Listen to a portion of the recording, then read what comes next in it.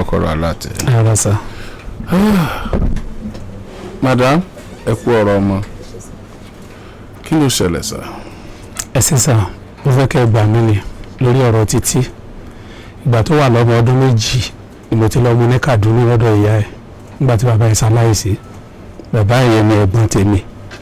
So ìgbà tó wá gbé lọ́dọ̀ ìgbà tí mo gbà ní ọdún 2 mo ẹ̀sẹ̀ ṣe wedding kò tí ì pẹ́. Nígbà yẹn kò tí ju 3 months lọ. Mo wá ní mi ì lè mú sọ́dọ̀ náà kí àǹtí mi gbà dání kó máa tọ̀ ọ̀ǹtì tágbára bá gbé máa wá gbà. Àǹtí mi wá gbà ń gbà ẹ̀ ó sàn tọ̀. Ìgbà tó wá fẹ́ máa fún àǹtí mi ní problem ó wá padà wá fún mi pé òun ò lè mú Títí sọ́dọ̀ mọ́ gẹ́gẹ́ bí obìnrin. Wọ́n dẹ̀ pé mọ́gàjì wa wọ́n jọ sọ̀rọ̀. Ìyẹn wá ní ká mo wá sọ́dọ̀ èmi tí mo jí ọkùnrin pé máa lè handle ẹ̀. Ìgbà tí mo sáwà tó wá wà lọ́dọ̀ mi more than 3 years tó ti wà gbogbo àwọn wàtá ló ń ṣe yẹ ó sàṣẹwọ́ ìbọ̀lẹ̀ kò hùwà yẹ mọ́. Later kò wá pẹ́ a ṣe graduation kan fún recent one tó fi gbọ́dọ̀ dé tán ẹsẹ̀ resume yìí mo wá lọ bá àǹtí mi yẹ pé kó mọ́ra ìpọ́ ọmọ tó ti ń tọ́ ìyá tó ti ń tọ́ ọmọ ẹ̀ láti kékeré pé kó mọ́ra ìpé kò gbọ́ pé a ti ṣe graduation fún mi ẹ jẹ́ kí n mú lọ́bẹ̀ mo wá mú lọ́bẹ̀ pé kó wá ní ọjọ́ graduation. Ìgbà tó sáà wá tí wọ́n jọ sọ̀rọ̀ mi mọ́ nǹkan tó wọn àti Títí sáà jọ sọ kò ju ọjọ́ 5 ẹ̀ síra wọn lọ́mọ sá kúrò lọ́dọ̀ mi lọ́jọ́ kẹjọ ẹ̀ ó sáà ti wá ń wá láti on the 13 August mo ti wá bí náà mo ti káàkiri mo ti dààmú kò síbi tí mi dé kó tó di pé mo tún padà wá ó ti gbaṣẹ́ lọ́wọ́ mi gan tó mo tún padà wá lẹ́ẹ̀kejì pé mo ṣàgbùdọ̀ rí gbogbo àwọn èèyàn sọ pé ẹ ti announce ẹ lórí rédíò ẹ ti sọ mo ní mi gbọ́ gbogbo àwọn èèyàn yín tí mo rí wọ́n ní wọ́n ti sọ ọjọ́ tí mo tún wá ga ẹ tó ń rí mi mo fẹ́ wá bá yín wọ́n nílò pé ní protocol tán bá ṣe máa ń tẹ̀lé àti pé ń jáde sí pé kí n má ṣe bẹ́ẹ̀ pé wọ́n á padà pè mí bẹ̀tàǹgọ̀ nígbà tí mo ṣe wá sí gbé ìgbésẹ̀ ní last week bí wọ́n ṣe bá mi ti ẹsẹ̀ sí ní Àgídìgbò tán fi wá ọmọ mi jáde níbi tó wà ní ìdí ààrẹ rẹ̀ lọ́dọ̀ bọ̀bọ̀ ẹ̀ kò síbi tí mi ti dé kò síbi tí mi ti wá káàkiri ó dẹ̀ tó wá ń parọ́ fún àwọn èèyàn pé òun wà lóṣogbo which means tí ó sì lóṣogbo so àdúrà ìsìn láti gbà yẹ láti 2008 tí mo ti lọ mọ́sà mọ̀mọ́ rẹ̀ ò béèrè títí di ìsìn mi ì rí mọ̀mọ́ ẹ̀ ó dẹ̀ bímọ 3 fún brọ́dà wa ẹ̀gbọ́n ẹ̀ ó jẹ́ David òun Títí ìkẹta Blessing bẹ̀tì kẹta yẹn sì mú yàn lọ́wọ́ nígbà yẹn. bàtẹ́ lọ kó Títí àti David. bẹ́ẹ̀ ni sà. David ńkọ́. ó wà lọ́dọ̀ sísá wa nílé wọ́n bí tẹ̀lé bọ̀dá yẹn gangan. òun ṣe dáadáa. bẹ́ẹ̀ ni sà kò kọ́kọ́ ṣe dáadáa nígbà tó wà nílẹ̀ kọjá bẹ́ẹ̀ nígbà tó ti rí pé a fẹ́ help wọn ni ó wá cooperate pẹ̀lú àǹtí yẹn pé òun ò fẹ́ kí life wọn bàjẹ́ la fi mú wọn ó dẹ̀ sọ pé òun ní dààmú wọn máa yẹ títí dì sìn kò dààmú ẹ̀. Títí náà kò ń ṣe pé ó ń dààmú tẹ́lẹ̀ ó kàn change nígbà tí àǹtí yẹn wà bí nǹkan. sẹ́rí gbà tí ìgbà tó pé láti 2 years ni mo ti mú kúrò ń bẹ̀ ìgbà tó ń gbò kò yẹ fún wọn ní problem bí pé kó kàn síìkì díẹ̀ wọ́n á dẹ̀ fún lóògùn ó ti parí kò yọ wọ́n lẹ́nu ìgbà tó ti di pé ó ti di 10, 12, 13 láti bí wọ́n sọ pé ó ti fẹ́ máa kọ́kùnrin. ipò wọn Títí wà báyìí kíní kan dádì kò yé mi bó ṣe wà báyìí o torí nǹkan tí bàbá rẹ̀ ṣe ni mi fẹ́ kó ayé ẹ̀ bàjẹ́ nígbà tó kúrò the family wa tí mo fẹ́ ṣe wedding wife mi nínú gbogbo family bá ṣe dúró níbi wedding bàbá ẹ̀ nìkan ló dìde lẹ́rìn àwọn family pé sọfún àṣẹ ìmọ̀ pé táwọn afẹ́ fọmọ owó fọkọ wọn níta ló fà fún ọkọ bọ̀dá dádì ẹ̀ nìkan ló sign fún mi tí a jẹ́ bẹ́ẹ̀ wedding yẹn bá dàrú. ìyá ti sọ lójú sojú bọ̀dá mi lọ́jọ́ ẹ̀ mo ní nǹkan tẹ́ ẹ̀ sí àtìgbà tẹ́ wá o àtìgbà tẹ́ ẹ̀ sí o ọmọ yín ò lè dààmú. kò wá pẹ́ sígbà wedding yẹn náà. pẹ̀lú 3 months a ṣe wedding ní April 22, 23 sẹdáàdì ẹ wá kú bóyá bíi. wọ́n accident ni. wọ́n accident ó sick ni ó kódà gan owó tó yá níbi iṣẹ́ ẹ̀ gan tó fi gbá lóhùn tó fi wá lẹ́tà yìí sì wà lọ́wọ́ mi ń bì tó fi wá síbi wedding tó wà ní sickness ńgbà yẹn. Títí kí ló ṣẹlẹ̀. nǹkan tó ṣẹlẹ̀ ní pé. súnmọ́ kìíní yẹn kò sọ̀rọ̀ láìnú ẹ sọ̀rọ̀ tí wọ́n lẹ̀ ni ẹ lánàá sọ̀rọ̀ náà. nǹkan tó ṣẹlẹ̀ ni pé ní on the 13 tí mo kúrò ní. tí o máa tó ṣe sá ó dàbí èyí tí mo ní kó lánàá sọ̀rọ̀ ṣé tí ẹ wúwo tó yẹ ni. August 13 tí mo kúrò ní nǹkan tó ṣẹlẹ̀ ni pé à ń lọ sí church níjọ́ yẹn so mo wá ya ọ̀dọ̀ ọ̀rẹ́ mi wípé ká jọ lọ sí church níjọ́ yẹn so ìgbà tí màá fi dé church mo ti bá mọ́mì ní church tiwọn so bí mo ṣe wá dé church níjọ́ yẹn wọ́n ṣáà sọ fún mi pé bí mo ti ń bọ̀ mo á explain fún wọn pé mo lọ pé ọ̀rẹ́ mi ni so wọ́n ṣáà nà mí díẹ̀ nínú church níjọ́ yẹn so wọ́n wá fún mi ní key pé kí n máa lọlé kí n lọ páàkì ẹrù mi so mi wá lọlé lọ páàkì ẹrù mi mo wá fún ọmọ tẹ́ pé èmi àti ẹjọ́ ń lọ sí school àbúrò ẹ̀ ni mo wá fún ní key pé kó bá mi mú lọlé tí mo fi kúrò nílé níjọ́ yẹn. ó padà lọ lé mọ́ bó ṣe sọ ẹ̀ náà ló kàn jáde lọ. bẹ́ẹ̀ ni sir. níbo ló wá jáde lọ. mo lọ sí roundabout lọ bá eléyìí. o ti mọ̀ tẹ́lẹ̀ náà. bẹ́ẹ̀ ni sir. báwo lẹ ṣe mọ̀ra tẹ́lẹ̀. roundabout láti máa rí tẹ́lẹ̀. iṣẹ́ kí ló kọ́. ṣé mi mo ń lọ sí school. school wo ló lọ. mo gbà tí mo fi wà ní ọ̀dọ̀. ìgbà tó wà lọ́dọ̀ wọn báyìí school wo ló lọ. school wa ló ń lọ sà. school wọn ni mo. kí ló kọ school ok private school. bẹ́ẹ̀ ni sà. class wo ló wà. GS3. GS3 private school. so báwo ló ṣe wá mẹ́ni tẹ́lẹ̀. ìgbà tí mò ń gbé ní ọ̀dọ̀ Sister mi yẹn. kó tó dọ́dọ̀ wọn ló ti mọ̀. bẹ́ẹ̀ ni. ok I see school wo ló ń lọ tẹ́lẹ̀ kó tó dọ́dọ̀ tiwọn. Polytechnic. sọ fún technical school. polytechnical school ní Ìkòkòdó níbi poli Ìbàdàn yẹn. bẹ́ẹ̀ ló wà. ibẹ̀ ló ti mọ̀. roundabout ni mo ti mọ̀. roundabout ni ẹ̀ ń gbé mi. rárá church wa wà ní roundabout. ok tí wọ́n ti lọ church ló máa ń ríra. Equa church tó wà ní Mọ́kọ́lá. ọdún kẹlẹ́ ní tó ti mọ̀. ó ti ṣe díẹ̀. ó ti tọ́dún mélòó kò tí tó ṣe díẹ̀ ó tọ́dún mélòó. bóyá 3 years back. 3 years back ló ti mọ̀ tẹ́ ti jọ ń fẹ́ra yín. bẹ́ẹ̀ ni sir. how old are you now. 15. you are 15 now. ó ti mọ̀ ní 3 years back. how old are you then. ẹ bá ń ṣe calculation 12 years.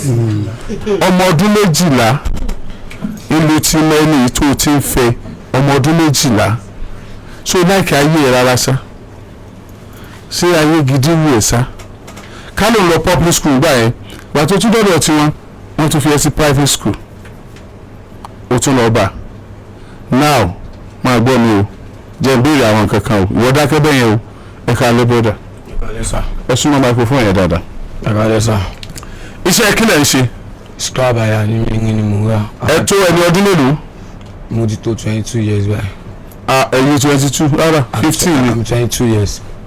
ojú mi kan gbò bẹ́ẹ̀ mi lè parọ́ fún yín sà. alálu àbí. ságolo ṣàgò náà ń pè wọ́n. bẹ́ẹ̀ ni sà. èmi máa ń ra ni. máa rà ni. sórí rẹ̀ tí ta ló bẹ ọ ní nǹkan lórí. mi àtẹnìkan lájọ jà sí oúnjẹ mi lájọ jà sí. ẹjọ́ ọjà ni. sí oúnjẹ. tí bá béèrè apá àtọwọ́ ìyẹn náà kọ sí ọjọ́ kan náà ní gbogbo ẹ̀. ọjọ́ náà ni. àpá ẹ̀ jiná jura wọn lọ. ọgbà ni ẹni tó gun mi nìkan ló ń gán mọ̀. ó gun ẹ ní nǹkan lórí. òkúta ló gun mi lórí. lọ́fẹ̀ẹ́ tó báyìí. mi lè pa ìyá pẹ̀ jáde kò sí báyìí. owó lọ kọ sẹ́wọ̀n. orúkọ mi ló wà ń bẹ̀ Jagaba. Jagaba. orúkọ mi ló wà ń bẹ̀ kí ló kó nísìn. Jagaba. Jagaba. ìwọ Jagaba. jẹ́ ìwọ kejì. kí ló wà bí yẹn. Ọláolúwa.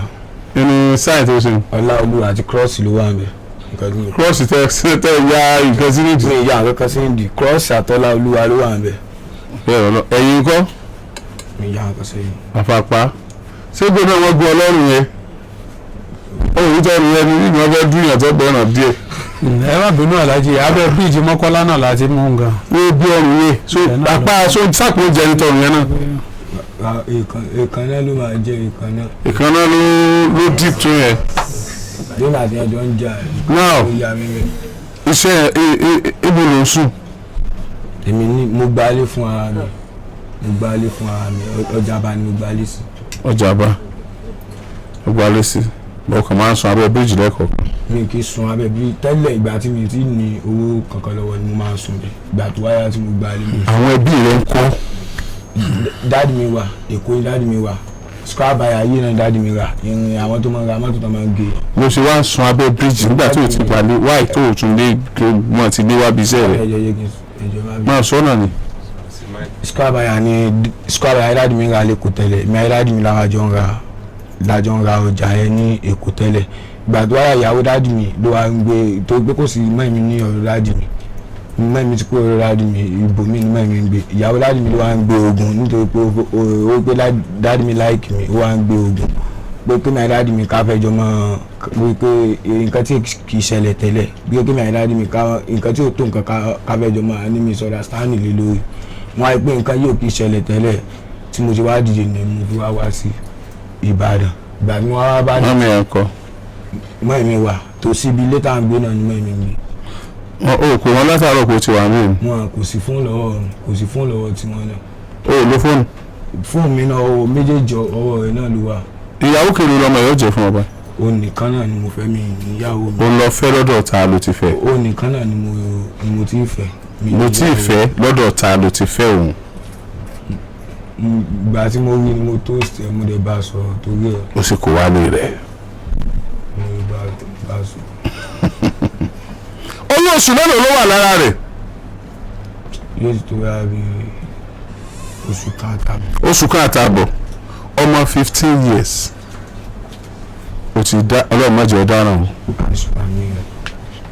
wo ọ̀ràn ńlá ni o torí minor ni lábẹ́ òfin ìwọ ti kú minor òun dẹ̀ jẹ́ minor abduction náà ń pè òfin nígbàgbọ́ pé kò lè ti decide kò tí ì mọ tó tọ́ yàtọ̀ sí tí ò tọ́ torí minor ni tó wáyé pé ó ti wọ 18 báyìí ọ̀ràn yẹn kéré ṣùgbọ́n bí ò ṣe wọ 18 yẹn ọ̀ràn ńlá ni pẹ̀lú pé àwọn òbí rẹ̀ wọ́n fi ilẹ̀ wọ́n fi sátàṣá wọ́n rán lọ sílé ìwé owó sí gbogbo owó tí wọ́n rán lọ lé ìwé ọwọ́ kí ọmọ ọdún 15 mọ́lẹ̀ láti ọdún 12 ló sì ti ń fẹ́ tí àwọn òbí rẹ̀ ò sì mọ̀ tí kí ni future tiẹ̀ báyìí náà sẹ́ẹ̀dọ̀ máa sáré ní àbí wọ́n máa sá ìwọ́n máa rà àbí wọ́n máa wọ́n ìwọ́n máa tà àbí wọ́n máa gbé ilé èkó àbí wọ́n dùn ún létí òní ṣe nǹkan kan.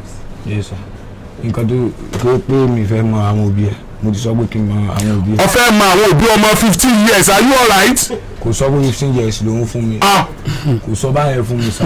ó fẹ́ fẹ́ ọmọ 15 years ó fẹ́ mọ àwọn òbí ọmọ 15 years ó fẹ́ fẹ́ o ti fẹ́ yàwó nìyẹn o ìbàdàn àmúdà ó dùn olóyin kí ló kọ rẹ Fẹ́mi ń ṣèyàwó ọmọ 15 years o ti balí ẹ̀ jẹ́ nígbà tó ti wà ní 12 years ìtú ò yẹ kó tí mọ̀ o ti introduce ẹ̀ sí o ti gbé kúrò lọ́dọ̀ àwọn òbí ẹ̀ o ò jẹ́ kó gbọ́ òsì wọn lẹ́nu mọ́ ó ń ronú ọ̀dọ̀ rẹ even tó bá wà ní class tó bá ránṣẹ́ àmọ́ àwọn òbí ṣe dọ́dọ̀ rẹ sọ pé ìkẹ́ kékeré ló ṣẹlẹ̀ ní kó sì ìkẹ́ kékeré àǹdátàrọ̀ wọn láwọn òbí rẹ ò mọ ibi tó wà wọ́n wàá pàdé ẹ̀ police station o wọ́n wàá pàdé ẹ̀ yàgàn kú o àwọn òbí rẹ̀ wọ́n wàá pàdé ẹ̀ yàgàn kú o because èmi ọmọ àrọwà tí wọ́n pa fẹ́ni tẹ́kùn pa ìyá rẹ̀ jẹ́ o mo mọ tí mo lè sọ fún bàbá yìí tó náwó lé ọmọ yìí lórí tó fẹ́ kọ́ ọmọ ìyá rẹ̀ ìmọ̀ tí bàbá yìí gbọ́ lọ sọ fáwọn ẹbí tí yóò lóun ti ṣàṣeyọrí lórí ẹni èmi gángan ti gbé fọ́tò ọmọ yìí lórí program lórí Kọ́kọ́rọ́ Alátẹ̀yìn mo gbé bí mo ṣe rí lọ́sàn-án mo wá tù ọmọ yìí ní mo gbé fọ́tò ẹ̀ bẹ́ẹ̀. àti lọ station gan táwọn station náà ti sẹ́ndì ẹ̀ kò síbi tí wọ́n gbé sí. ó lè gbé pamọ́. àwọn tí mo ti kó lórí ẹ̀ gan. ó tọ́sẹ̀ mélòó. ó ti lé oṣù mẹ́ta ní bàbá. ó lè gbé ọmọ ìpamọ́ for complete 3 months. yes mi ń gbé pamọ́ bèrè lọ́wọ́ ẹ̀ mọ́. níbo ló gbé sí. mi ń gbé pamọ́ sọ pé kò lọ lé o fúnra rẹ̀ mọ́ fún lówó pé lọ sí lọ́dọ̀ mọ́ Subhanallah. ọ̀dọ̀ wọn kò ní lọ. Fẹ́mi ló kókó ara rẹ̀ ọ̀fẹ́ra rẹ̀ no o fẹ́ràn ara rẹ̀ o kórìíra ara rẹ̀ adoption ni o ti kéré jù for that 3 months 3 solid months wọ́n wá dìdàkudà owó tó yẹ wọ́n fi jẹun èyí tó yẹ wọ́n fi wọ́sọ wọ́n ò róorun sùn iṣẹ́ tún bọ́. aago mọ́kànlá aago méjìlá iṣẹ́ ti bọ́ kò sí sẹ́wọ̀n torí ọ̀rọ̀ títí.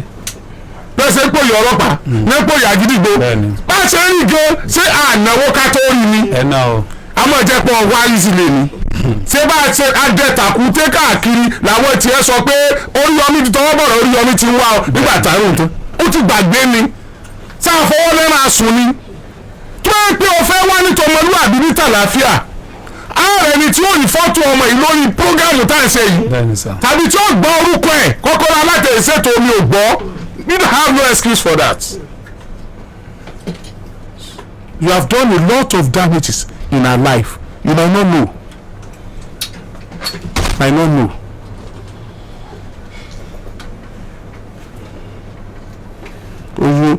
owó oṣù méjì àbí àbóṣù mẹ́ta ó ti lé oṣù méjì àbí kò tí ì lé lóṣù méjì kò tí ì tó bàbá kí lè fẹ́. láti kẹ́ gbà mí ni mo fẹ́ kó sì kàwé sí ni. bẹ́ẹ̀ ni gbọ́dọ̀ sì wàá béèrè lọ́wọ́ ẹ̀ ní ìsìn pé sọ́dọ̀ àǹtí mi yẹn náà ni ó padà sí ó ní bẹ́ẹ̀ ni gbọ́dọ̀ sì fẹ́ kó kàwé. ọ̀dọ̀ àti ìyẹn náà ló ti ní opportunity láti rí bọ́ọ̀bọ́ yìí. gbọ́dọ̀ ti béèrè pé mo ti promise dáàdì ẹ̀ ní sojú ẹ̀kọ́ tó di pé ó kú. ó sì gbọ́dọ̀ sẹ́kọ̀ fẹ́fẹ́ nù ọ̀fẹ́ ó ń dọ̀ kó lè wọ̀ fẹ́ ọ ìwọ ti rí ìyàwó nù.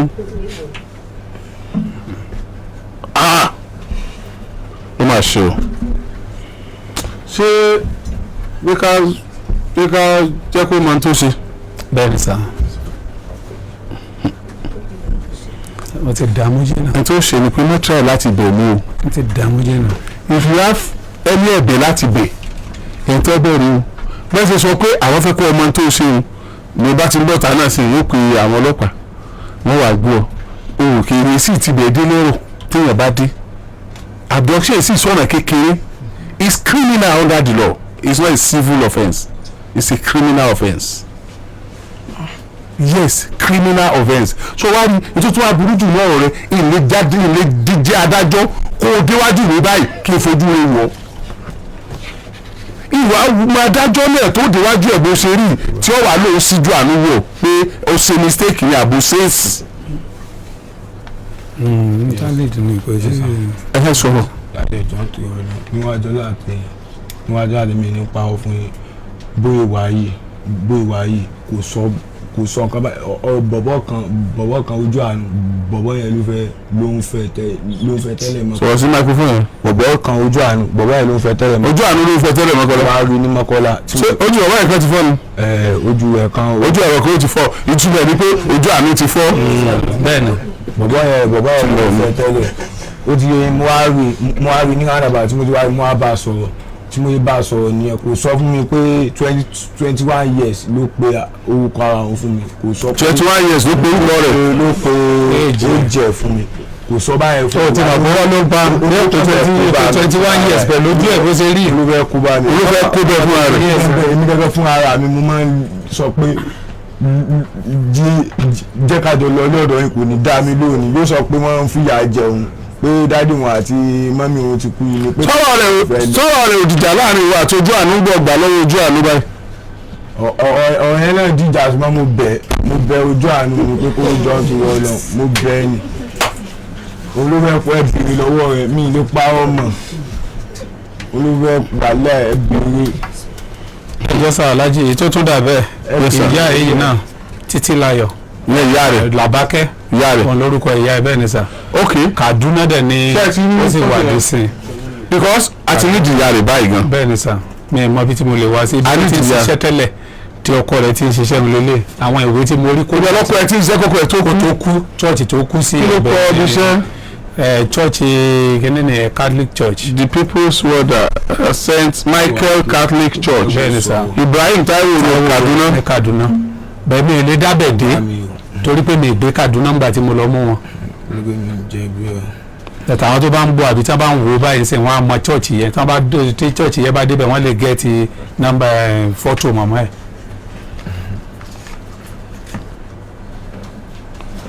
ta ni jẹ́ ṣe ọmọ mọ́nújú àwọn tó ṣiṣẹ́ ń bẹ̀ àbí. àwọn tó ṣiṣẹ́ ń bẹ̀ bẹ́ẹ̀ ni sà. kí lórúkọ ẹ̀gbọ́n yín yẹn.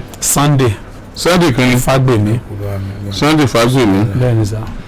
kí wàá lórúkọ ẹ̀yẹ́dá lórí fọ́tò ìyá yẹn. fọ́tò yìí ti pẹ́ o. bẹ́ẹ̀ ni sà. gbèlè tóbi jórí lọ ń bí o. ẹ̀yin tẹ́ ẹ bá ń wo fọ́tò yìí kí lórúkọ wọn. Làbákẹ́ Fágbèmí. ilẹ̀ tẹ́ ń wò yẹn o tó o bá mọ̀ pé ọ bẹ̀bẹ̀ ìyàwó Sunday. tí bá ti ọ̀tán nínú ẹ̀ dìde tẹ́ bá ti dìde kọ̀ sọ́gbọ́n tó dà mọ́ o èmi kọ́ ló sì bẹ̀ o wọn kò ti ṣẹ̀ wọ́n. yàrá ìjọ ń tọ́ mi tó ń bẹ̀ yín ẹjọ́ mi ń jẹ̀bi ẹjọ́ tó wọlé ọ̀jẹ̀bi orílẹ̀-èdè Nàìjíríà kò sì jẹ̀bi ẹbí wọn. Làbákẹ́ Fágbèmí ìyàwó Sunday Fágbèmí Sunday Fágbèmí yẹn ṣiṣẹ́ ní St Michael Cathedral Church Ibrahim Taiwo Road Kaduna kó tó jáde láyé lọ́dún 2008 ẹ dákun torí Ọlọ́run fọ́tò tẹ̀ ń wò yẹn ẹ bá mi ṣe aṣọ yìí o ó ní ìyá ọmọ tá à ń sọ yìí a fẹ́ rí ìyá fẹ́ rí lórí ọ̀rọ̀ ọmọ rẹ̀ yìí ẹ dákun torí Ọlọ́run tẹ́ ẹ bá wá rí ẹ pè nọ́mbà yìí tàbí kẹ́ ẹ ní kó máa bọ̀ tààrà lágídígbò nọ́mbà yìí ni o ọmọ Nàìjíríà fẹ́ rí o 08079 ẹ dákun torí Ọlọ́run tẹ́ ẹ wò yẹn ni o ṣé ẹ rí ẹ̀yin lè má dà mọ̀ ṣùgbọ́n tẹ́ ẹ bá ṣe aṣọ yìí kọjá pé ẹ̀ ń tẹ́ ṣe àrẹ̀sí ló máa dà mọ̀ ọ̀rọ̀ ayé ọmọ yìí bí ó ṣe níyànjú afẹ́rí ìyá rẹ̀ yìí àbúrò bàbá rẹ̀ tó mú sọ́dọ̀ tó ń tọ́jú rẹ̀ bàbá rẹ̀ ti kú láti ìgbà náà ọmọ yìí tí wàá fẹ́ yan tó fẹ́ yà báyìí o ló lọ bọ́ sọ́wọ́ jàgàbá abẹ́ bíjì mọ́kànlá yìí o lẹ́yìn tó kúrò lọ́wọ́ ojú àánú tó fọ́ o ẹ dákun torí ọlọ́ọ̀tẹ́ bá bá wa rí wọn òwe ẹjọ́ tí yóò ní ta o gẹ́gẹ́.